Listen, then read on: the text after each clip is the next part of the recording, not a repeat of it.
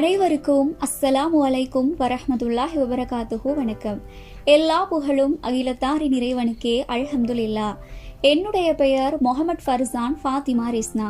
ஊவா மாகாணத்தில் பதுளை மாவட்டத்தில் வசித்து வருகின்றேன்.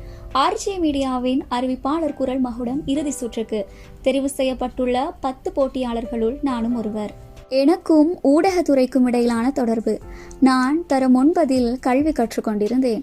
என்னுடைய தமிழ் பாட ஆசிரியர் நேர்காணல் என்றால் என்ன, நேர்காணலை எவ்வாறு நிகழ்த்துவது தொடர்பில் கற்பித்தார். நான் அறிவிப்பாளராகவும் என்னுடைய நண்பி அதிதியாகவும் இருந்து நேர்காணலை நிகழ்த்தி காட்டினோம். அப்போது நாங்கள் ஆசிரியரின் பாராட்டினையும் பெற்றோம். அன்று எனக்கு தெரியாது அந்த சம்பவம் இப்படி ஒரு தாக்கத்தை ஏற்படுத்தும் என்று. 2022ஆம் ஆண்டு கல்வி பொதுத்தராதர சாதாரண தர பரீட்சை எழுதி 2023ஆம் ஆண்டு உயர்தரத்திற்கு சென்றேன். அப்போது எங்கள் பாடசாலையில் அகில இலங்கை தமிழ் தின போட்டிக்கான பாடசாலை ரீதியிலான தெரிவுகள் நடைபெற்று கொண்டிருந்தன. 5ஆம் பிரிவு அறிவிப்பாளர் போட்டியில் பாடசாலை ரீதியில் 1ஆம் இடத்தை பெற்றேன்.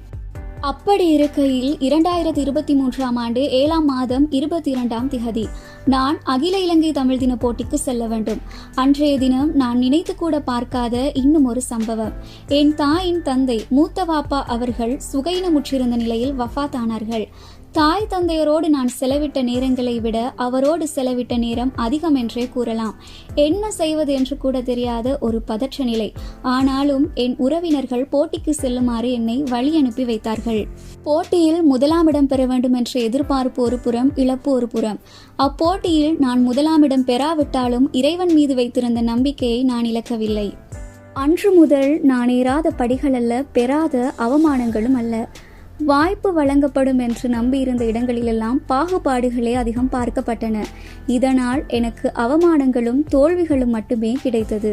இப்படி இருக்கையில் ஆர்ஜே மீடியாவின் இலவச ஊடக செயலமர்வில் பங்கு பற்றினேன்.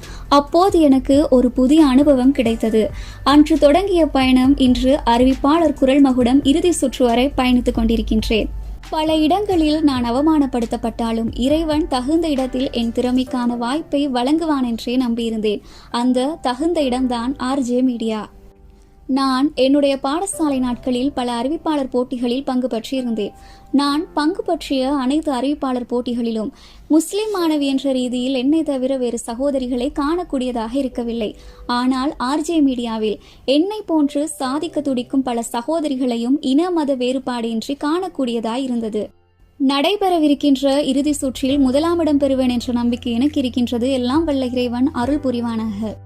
உங்கள் மீது இறைவனின் சாந்தியும் சமாதானமும் உண்டாகட்டும் என்று கூறி எனக்கும் பேசுவதற்கு வாய்ப்பளித்த ஆர்ஜே மீடியாவிற்கு மனமார்ந்த நன்றிகளை தெரிவித்துக் கொண்டு, நிச்சயமாக உங்களுக்கு பிற்பட்டது முந்தியதை விட மேலானதாக இருக்கும் என்று கூறி என்னுடைய உரையை நிறைவு செய்கிறேன். அஸ்ஸலாமு அலைக்கும் வரஹ்மத்துல்லாஹி வபரகாத்துஹு. வணக்கம்.